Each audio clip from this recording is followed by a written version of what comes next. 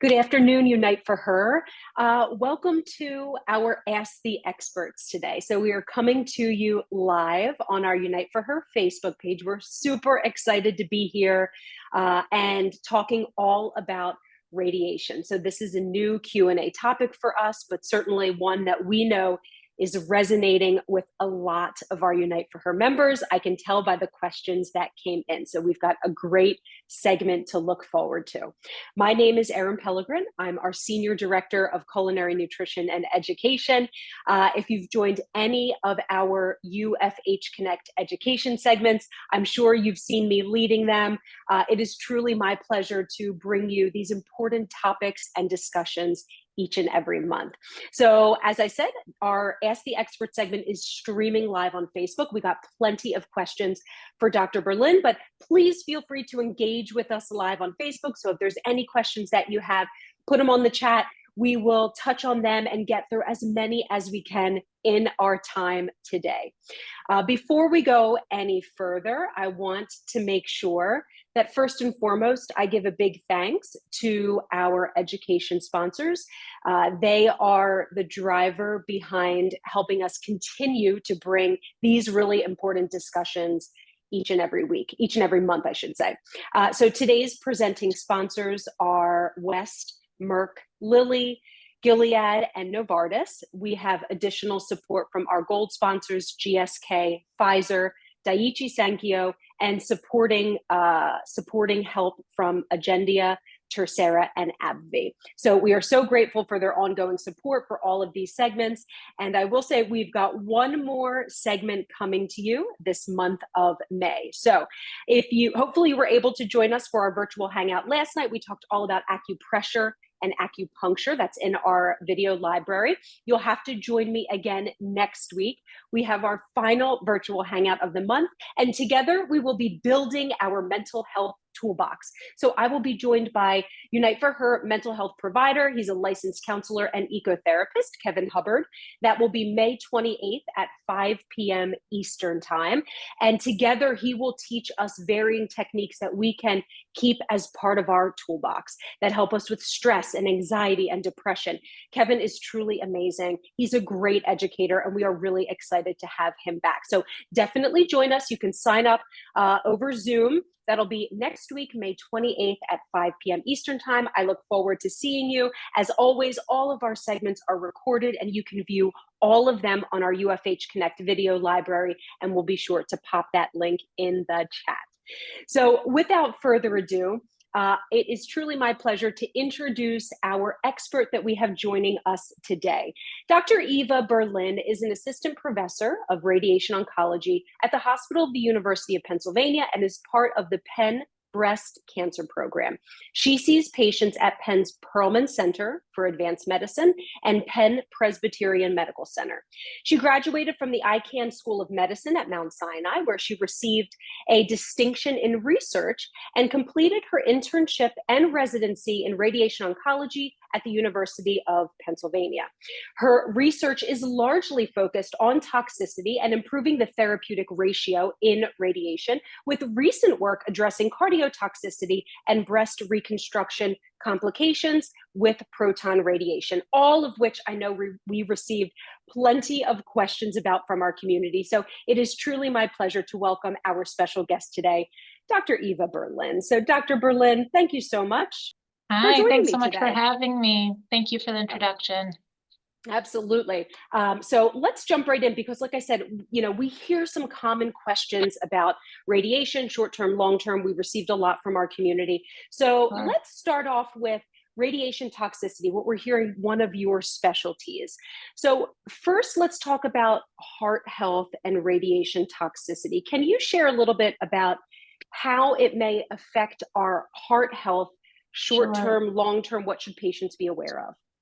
Yeah, so something to be aware of is that the technology for radiation has really been improving in the last decade. And so many times when women come into a consult, they're really worried about their heart, but they're basing this on information that is old and sort of technology that is older. So with more recent technological advancements, we have a lot of ways to avoid radiation dose arriving to the heart. So just as some reassurance for you all, if you're getting radiation now, the techniques have really enabled us to reduce the incidental radiation dose that is arriving to the heart. But especially for women who are getting treated to the left side of the breast or chest, there is going to be some radiation dose that arrives to the heart. And so then the next question is, what might that do to my heart down the road? It is a late effect, so we're thinking years down the road. And it really depends how much dose is arriving to the heart. So that's going to be a nuanced conversation that you should have with your radiation oncologist. Like I said, patients who are being treated to the left side of the heart, who require treatment to the regional lymph nodes, are going to potentially be at higher risk of radiation arriving to the heart.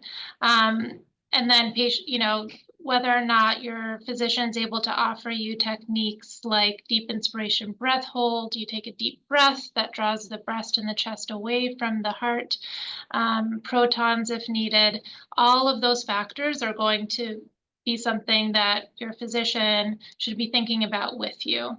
But all of that said, basically, the more dose that comes to the heart, the higher your risk is. So it is not, for some women, the risk is going to be extraordinarily low. In general, I tend to quote the risk of late heart effects like a heart attack, for example, to be very low, less than 1%. That risk might be higher if you have like I said, left-sided radiation, regional nodal radiation, resulting in a higher dose to the heart. And then if you have any baseline cardiovascular risk factors, like a history of prior cardiac disease. So there's no cut and dry answer to this. Definitely have that conversation with your physician to kind of help calculate your risk. Okay. Is there a dosing number that comes along with an increased cardiac risk or late side effect, or is that really part of that nuanced conversation? It's hard to, I hesitate to put a number on it. Yeah. The reason why is because it's still an area of active exploration. It's not just what is the dose that arrives to the heart, but what part of the heart. And are we looking at the maximum dose to the heart or just the average dose to the heart?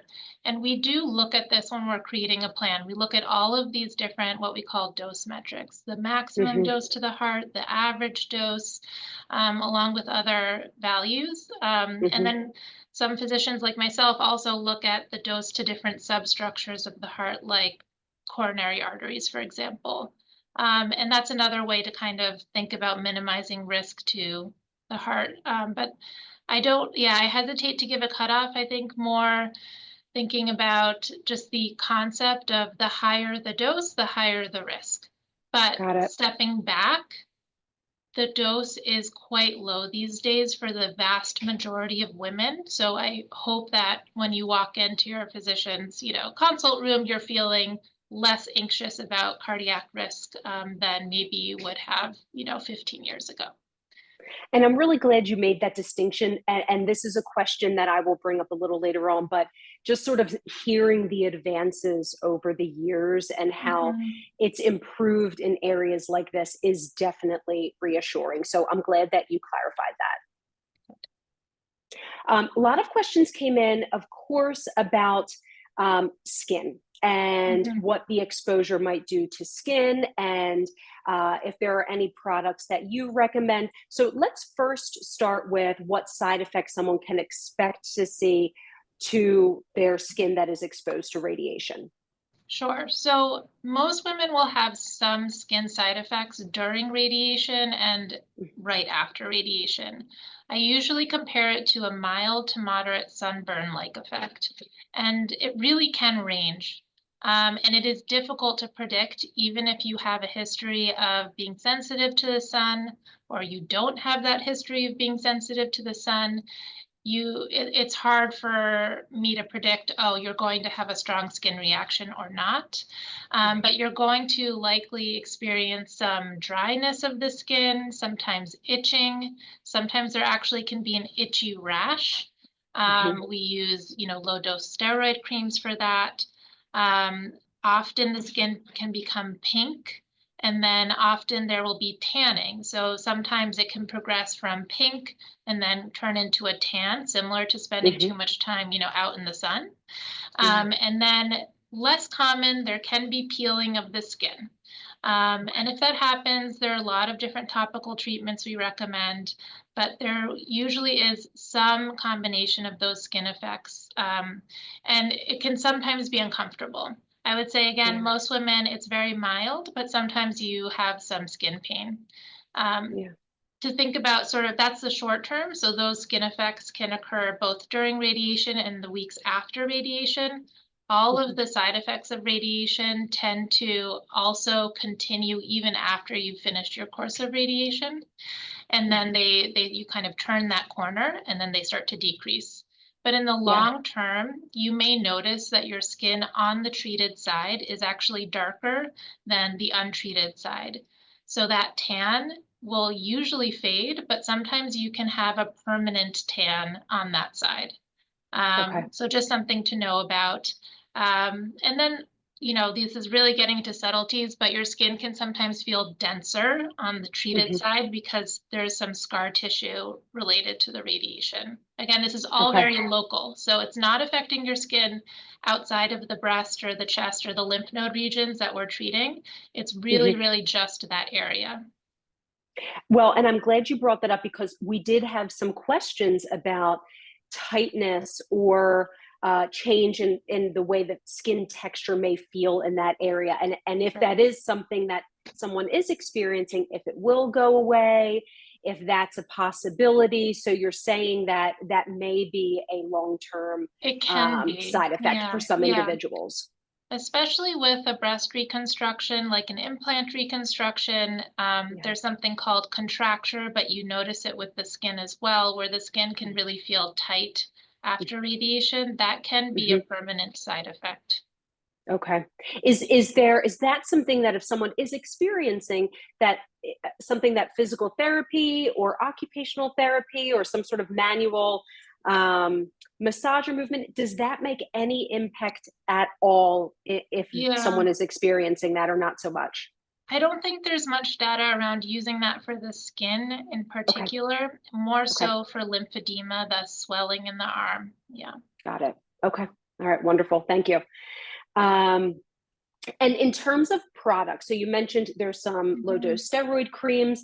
You know, Yes. at baseline, what do you usually recommend in terms of, what patients can use? And I'll tell you, Yeah. when I connect with our Unite for Her community, and I know someone is about to start their course of radiation, I'm always advocating for starting to protect their skin, follow Yeah. that regimen from day zero, and really be Yes. diligent about it. What do you usually say regarding products you prefer your patients use or not use? Right. Yeah. I mean, there's a lot of practice variation here. My Yeah. general recommendation is, like you said, on day one of radiation to start twice a day applying some sort of moisturizer.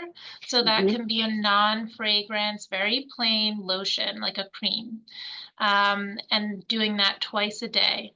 Then, if you start to have peeling, you can add on an ointment like Vaseline or Aquaphor. Okay. Keep in mind that some people have actually an allergy to the lanolin in Aquaphor, so Mhm. do some like skin testing before you try Aquaphor if that is something you have at home. And then I also actually like to start my patients on a low dose steroid called mometasone. It's a Mhm. prescription. Um, the first day of radiation too, and I have them apply that twice a day before the lotion or the ointment, and continue that 2 weeks after their treatment. And what I've noticed, really anecdotally, not, Mhm. this is not like out of a randomized control study, but I've noticed that it really helps prevent that sunburn type effect by the end of the Yeah. treatment, and your skin just looks a lot better, less irritated. Yeah. Yeah. And I'm glad you mentioned continuing that regimen for the couple weeks afterwards, because I Yes. think that's an important call out as well, that, you know, you really want to continue to protect your skin because those Correct. effects will still continue to sort of Yes. evolve, so to Yeah. speak. And then, of course, sunscreen and sun protection is huge. You know, we're Yep. going into the summer. So, like if you're going to the beach, wear a rash guard, those shirts that have sort of SPF Oh, built in, I yes. think is one of the easiest ways to do it. Keep in Hmm. mind if you're getting lymph node radiation, that goes up Hmm. to like the middle of the neck on that side. So you Hmm. want to make sure that you're applying some sort of sunscreen on the neck. Don't forget your neck.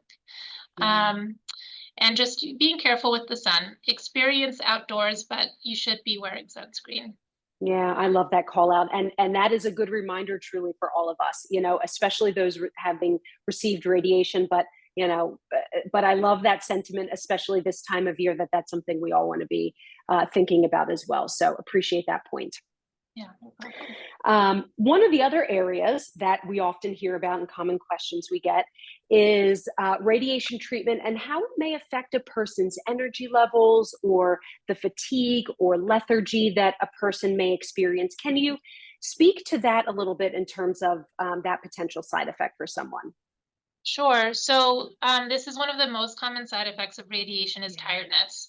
yeah. Again, it has a building effect. So most people don't notice much of an impact on their energy the first week, but you might start Mhm. to notice it as you get halfway through your radiation course and certainly by the end. And then Mhm. again, that can linger a couple weeks, even a month after radiation. A lot of that Mhm. depends sort of baseline how your energy is starting out. And so expect some tiredness. I tell people I do not expect you to be lying in bed all day. Those who've had chemotherapy almost always tell me that the zap to their energy is not as bad with radiation as it is with chemo. So just for some Mhm. context. Yeah. And I really do encourage you to stay active. So there is data to suggest that staying active during radiation makes you feel better in terms of fatigue. So whether that's yoga or going for a walk or just engaging in your normal activities of daily living, doing the things you love, so playing with your grandkids or your dog or whatever it is, I encourage you to keep doing that because you'll feel better during treatment and after treatment as well. Yeah, I love that, and we share that quite a bit. You know, that that staying moving helps to keep us moving, and especially when you're Yes. dealing with fatigue caused by varying things in this cancer path. So Yeah. I love that encouragement. Now you so with that in mind, sort of keeping moving, we had a question that came in about whether you feel patients might or should take some time off during Mhm. radiation from their job, or is that something that comes up periodically from your patients or something that you think might Yes. be necessary? Any thoughts on that? Yeah, so it's really specific to the individual. Yeah. So some people are working, they want to work, right? It's keeping their mind off of their treatment, off of their Yeah. diagnosis, similar to like the, physical activity, it's helping them feel better. And Yeah. so there are many women who keep working through radiation treatment, and maybe the last few days they take off because they're feeling extra tired. So it Hmm. really depends on what you want.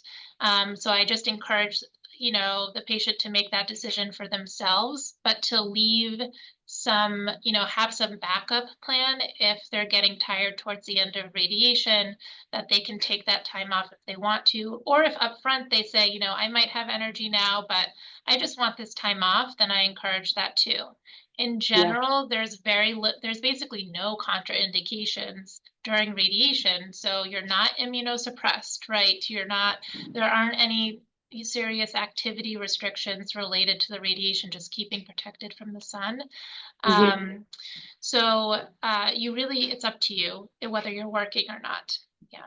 Yeah. Yeah. That's one of those points. It's, you know, just it's talk to your physician about it and what your individual needs are. I love that. Yeah. Um, One last question just about fatigue in terms of how long after treatment that fatigue, even to a minimal degree, Yeah. a person may experience. Do you know, or do you often recommend like how long that may linger for someone? You know, I Sure. hear varying times. Sometimes it is Yes. several months afterwards, which is not unusual. What do you Yeah. typically um, share with your patients? Yeah, so my hope is that if you do develop intense fatigue, that is starting to get better by at least Yeah. a month out. But like you said, it depends. So if you are still, if you're getting chemotherapy after radiation, if you are getting, endocrine therapy after radiation, if you're, older and, or just tired in general, Hmm. that fatigue might linger for a longer period of time. So it can take months for you to feel back Yeah. like you're back at your baseline. Yeah. If your fatigue is really persistent, I think that means we should be checking your thyroid levels. We should be, if you have any cardiac risk factors due to radiation or chemotherapy, you should get Hmm. plugged in with a cardiologist. You should really have that Hmm. holistic reassessment, because Hmm. the radiation fatigue should not be a permanent side effect. So it can linger for months, but it really shouldn't linger much longer than that. Great. I love that. And, I always think, again, communication and just kind of checking these other things and knowing what to be aware of really can reassure a patient for sure. Yeah.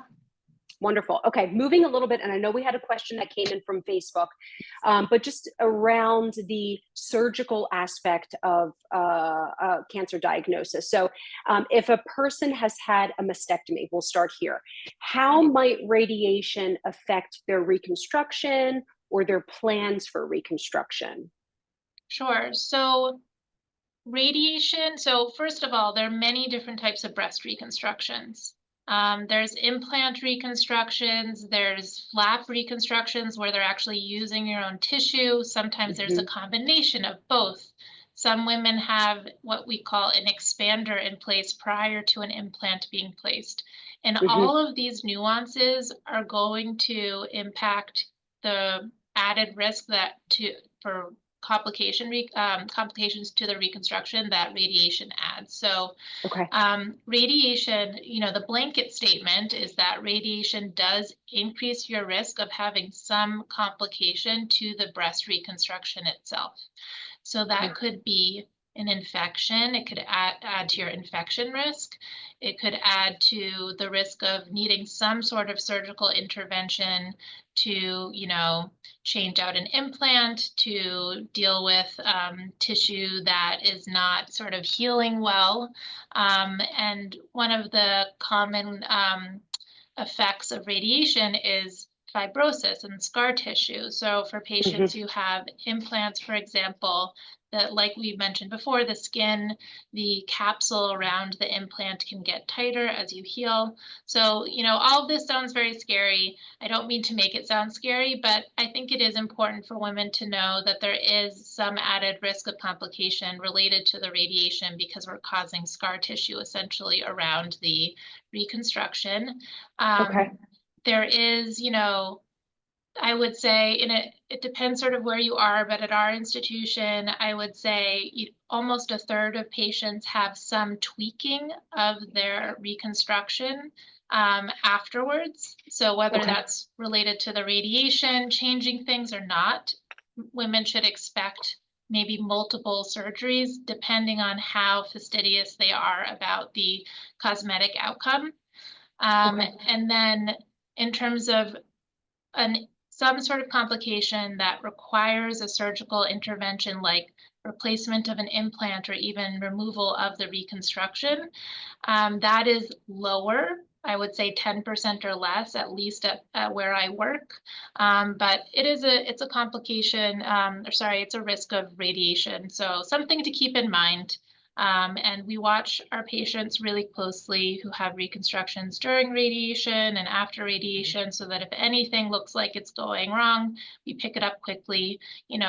If you do have a reconstruction and you notice redness, swelling around the reconstruction, don't wait to tell your radiation oncologist. That would be my one piece of advice. Like, don't wait until Monday if it's on a weekend. Tell us right away because we want Right to away. prescribe antibiotics to prevent infection or something like this. Yeah. I love that. Yep, yep. Communication. Yeah, right away. I love that call out for sure. And so we're getting several questions about the reconstruction standpoint. And so before we jump into to them, a little bit of clarity. Is there a sort of desired order of operation, so to speak, in terms of reconstruction versus radiation? I don't think so. Based on what I'm hearing, they can happen concurrently, or one could happen before Yes. the other. Can you elaborate a little bit? So usually if you have a mastectomy and you're having some type of reconstruction planned, at Yeah. least an expander is placed. So that's not the final implant, but that's a device that actually keeps the skin sort of supple, and it is literally expanded to the Yeah. approximate size of the implant you might want. So something is usually done at the time of mastectomy to prepare for the ultimate reconstruction, or the reconstruction occurs at the time of mastectomy as well. At least that's Mhm. in my experience. Um, it's definitely like a plastic surgeon nuanced decision what Mhm. type of reconstruction somebody is eligible for. Um, Mhm. yeah. Okay. Is radiation, in terms of radiation and mastectomy specifically, is Mhm. radiation always after the mastectomy, or could the Usually order, it's could it after. be? Okay. All It's right. after. Wonderful. Yeah. Yeah. Wonderful. Yep. Okay, great. Some questions that came in. Okay, you mentioned, the best time to do reconstruction before or after radiation. That sounds like an individualized, there's no ideal, or is there an So ideal that you often the recommend? standard of care is usually that the radiation is done. So I guess it depends how we're defining like is it the final end product reconstruction, or is Mhm. there an expander there, right?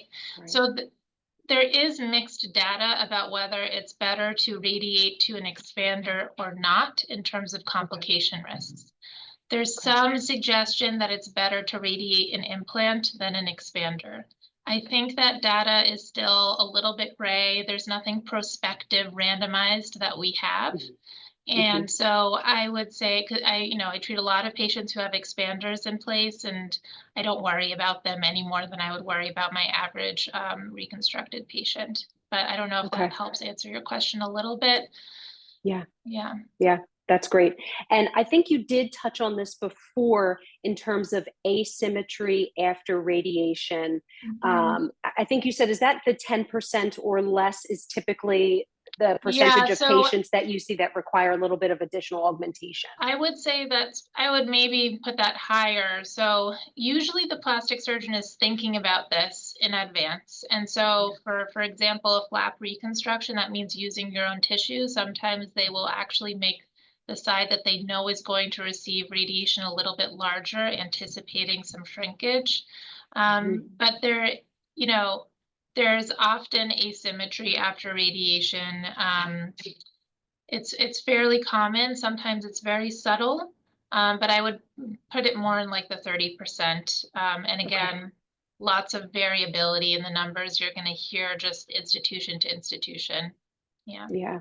But like you said, that could also depend on how specific or fastidious, a Right. person is regarding the symmetry between the two. Yes. I Yeah. It's understand it's that. sort of in the eye of the beholder too, of course. Yeah. Right. Yeah. Yep. Absolutely. Yeah. Absolutely. So, great question that came in regarding a particular product. Your thoughts on Mepitel film? I don't know if I'm saying that correctly. Is that something Yeah. you're familiar with? Any thoughts on that? I don't use it in my own practice, but Hmm. I know that there are some people who do encourage using it. I think there is some data suggesting that it can be helpful. So I'm not Hmm. against it. But I don't Okay. have my own anecdotal experience to add in there. But I think definitely go for it especially if your doctor's already using it in their clinic. Love that. Great. Okay, so broadening our conversation about radiation and other things that a person may experience or have questions about. Breast radiation, might it cause things like nausea or weight loss? Does it affect our Sure. immune system? Does it affect the bones? Any thoughts on in any of those areas in terms of side effects? Sure. So radiation really shouldn't be causing nausea or weight loss. There's very little to zero radiation dose that's going to the GI tract. So that is something that I often reassure my patients, especially if they had chemo and they experienced nausea from chemo. You should not be experiencing nausea from us. Let us know if you are, because it might be something else we should look into. Mhm. And similarly with weight loss, so if you're feeling like you can eat, we don't expect much weight loss, right? And we definitely connect with the nutritionists. If you have had some weight loss, if you're having any sort of, you know, some people do come to me and say, just I have less of an appetite. And maybe it's, that can be really multifactorial when you're going through cancer Totally. treatment. So Yeah. definitely make sure you're getting your nutrition in. That's so important for healing. Yeah. But radiation itself should not be causing nausea, weight loss. I think the Okay. next thing you mentioned was your immune system. So Mhm. when we think about radiation causing changes to our immune system, that would be because we are radiating a lot of the bone marrow, and the bone marrow is what creates our immune system, our white blood cells. So with breast radiation, fortunately, there's very little bone that's getting radiation. So your immune system should not be affected. It might Mhm. be affected, sort of lingering effects from systemic therapy, but not from radiation. So you should not be immunosuppressed from our treatment, which is another thing that can be reassuring. Yeah, Yeah. absolutely. Okay. And so in terms of radiation affecting bones, long-term health, it sounds like that risk is pretty low as well. Is that correct? So the one caveat to that is that there are bones nearby the breast. There are the ribs. Okay, Mhm. so we're not treating enough of the ribs to impact your generation of white blood cells in your immune system, but there is a fracture risk, and this is a very rare and low risk. It's a late Mhm. risk of radiation that because the ribs are close to the radiation field, the ribs Mhm. that specifically on the side where you're receiving the radiation are going to be potentially more prone to fracture years down the road. And so I say, this risk is rare. Um, they're often, if patients have a fracture, it's asymptomatic, it's incidental, found on some follow-up imaging. But I do recommend, all of the standard, people often ask, okay, what can I do to kind of improve my bone health, or what can I do to prevent a fracture like that? I think just Yeah. doing the standard bone health practices Yeah. that we do, so vitamin D, and if you have osteoporosis, following the instructions from your primary care physician, sometimes with medical oncology, there are other medications you're taking for bone health, Mhm. getting your DEXA scans, but radiation. So yes, that's the one bone risk that you should have in mind, just to know about, but not worry about, related to the Perfect. radiation. Yeah. Yeah, know about but not worry about. I love that. Yeah. I love the way that you said that. And certainly bone health is something that our dietitian team talks a lot about for varying reasons. So, we're always Right. available to connect with our community to further address that also and be a supportive part of that. Good. Radiation safety. I think we got some questions and there's some thought about and definitely some myths that we may think about if a person is considering radiation as part of their treatment. So, number one, we sometimes hear the question, will I be radioactive after Yeah. treatment? Can you clarify that or clear up that thought? Yeah, so it's a really common question and a completely understandable one. Of The course, short yes. answer is no, you will not be radioactive. So the radiation that you're receiving is generally from this external beam. It's X-ray radiation. Similar to getting a CAT scan or an X-ray from a broken bone, there's an Mhm. invisible beam that's being pointed at the breast in this case. And so you can't see the beam, you can't really feel it when it's on.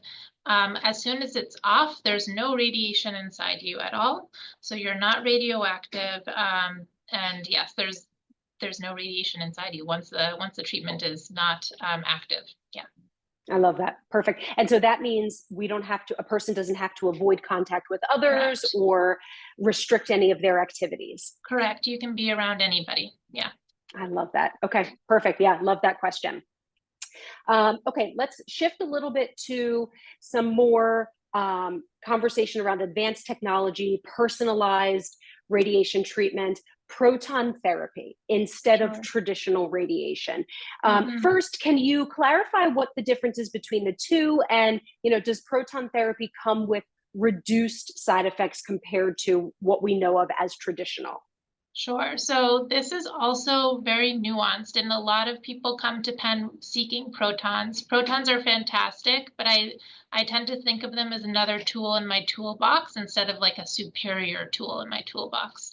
Okay. So protons, so they're both radiation. It's both external beam radiation. Okay, so both deliver this invisible beam of radiation towards the breast or the chest wall. Mm-hmm. Um, Protons are a heavier particle, and they have a property that allows them to sort of hit the target, right? And then for the dose to stop abruptly. Whereas X-rays, you can think of it sort of like a flashlight.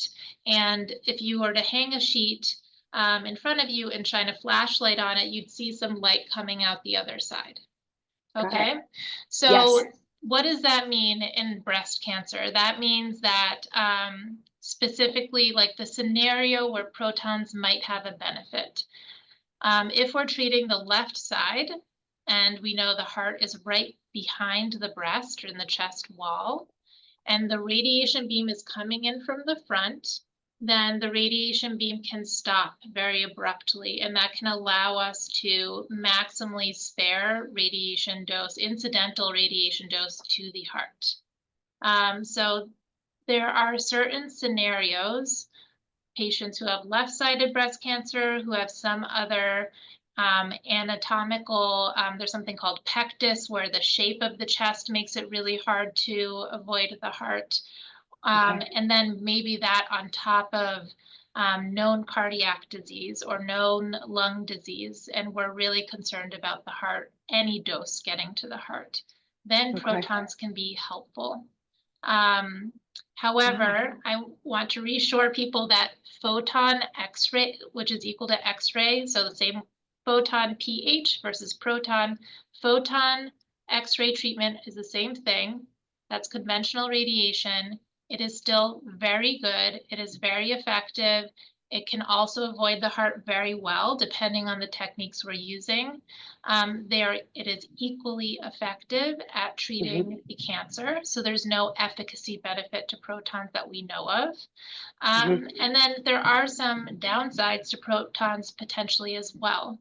So the machines are very finicky, the treatment can be longer, and there can sometimes be more skin side effects, like that sunburn effect with protons. You can kind of think Okay. of it like this heavier particle barreling in. It can affect the Yeah. skin more. So there are very select situations where protons is indicated for breast cancer patients. Mm-hmm. And I do use it. We have that tool, but both, conventional photon X-ray radiation and proton radiation are very good. It just really depends on the situation. Great. And thank you for mentioning also, that it does come with different sets of side effects that a person may potentially experience. Sometimes we Mhm. might think that that is like the magic bullet, and it's, Right. it doesn't come along with those. So I appreciate the clarity that there may in fact still be skin changes and side effects that someone may experience even with the proton. Yeah. Yeah. Love that. Okay.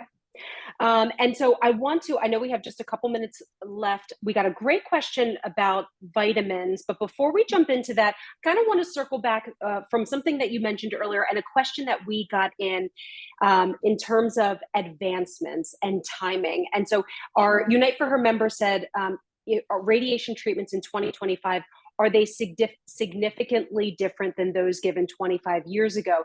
This person had breast cancer in 2000 that was treated with lumpectomy and radiation. And so Yeah.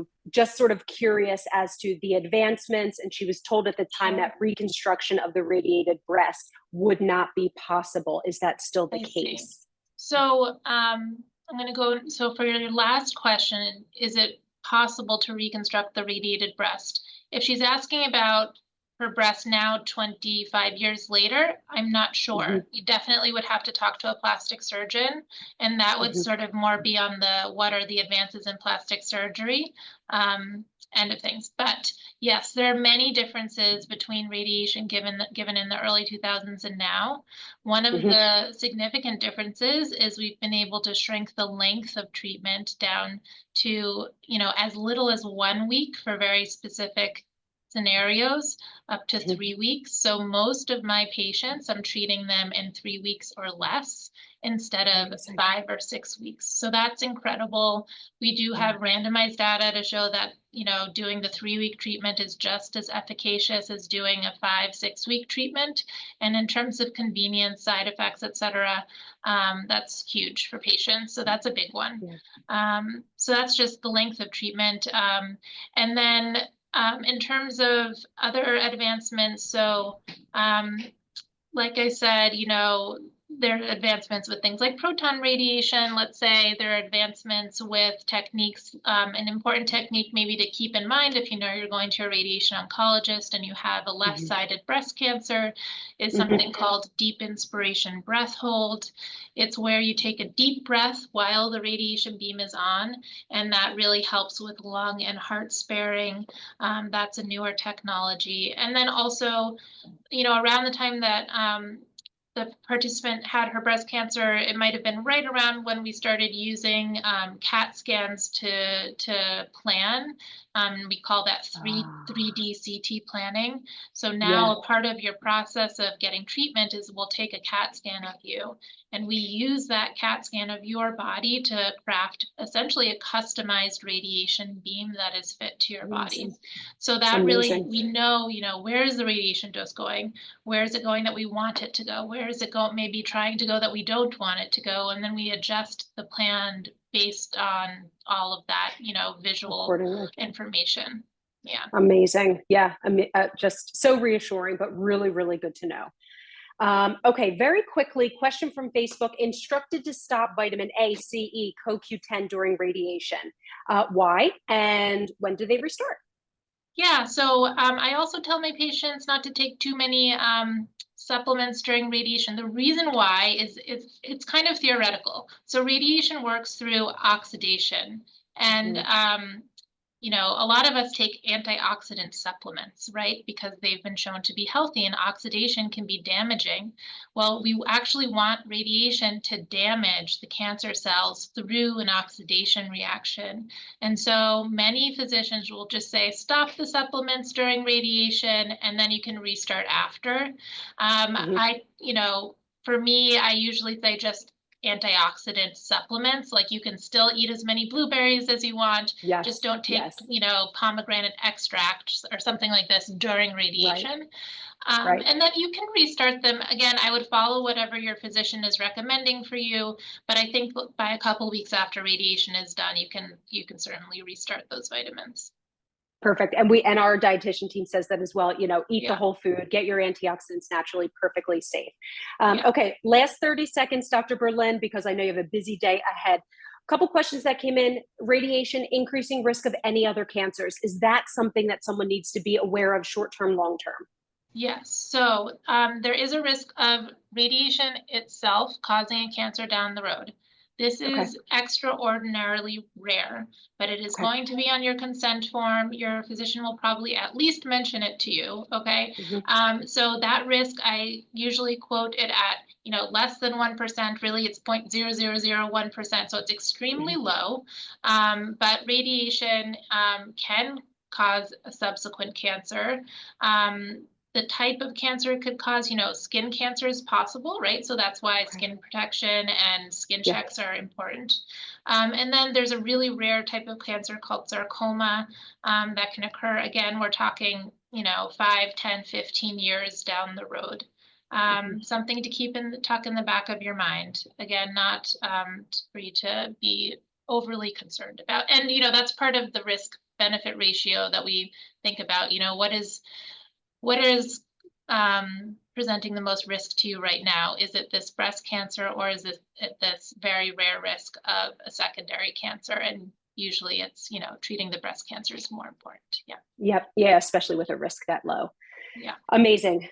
Amazing, amazing. Dr. Berlin, thank you. We've covered a lot today. We had great questions.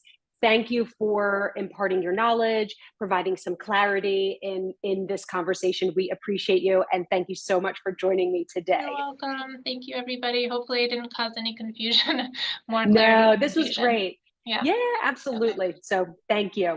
Okay. Thank you. Bye. Wonderful. What a great discussion, Dr. Oh, Berlin. She good. is truly amazing. So hopefully this was informative and we got through as many questions as we can. Know that our video will be up on our UFH Connect video library. So you're welcome to come back, rewatch, share with others that you think may benefit from this conversation. But thank you so much for joining us. And thank you so much for those that submitted your questions live on Facebook and in advance. We love hearing from our Unite for Her community. So as we close out our Ask the Experts today, just a reminder, we have our virtual hangout next week, May 28th. Together, we are building our mental health toolbox. So please join me as I will be hanging out with Kevin Hubbard, one of our mental health providers, and finding those tools that can best support our mental health. And then finally, again, I want to give a big thanks to our education sponsors. So they are by our side with each and every one of these super important conversations and discussions. So today's Ask the Expert was brought to you by West, Merck, Lilly, Novartis, and Gilead Sciences. Additional support from our gold sponsors, Pfizer, GSK, and Daiichi Sankyo. And then supporting sponsors, AbbVie, Agendia, and Tercera Therapeutics. So thank you, thank you. Hopefully I will see many of you next week for our virtual hangout. Everyone have a wonderful Memorial Day holiday, and we will see you again next time.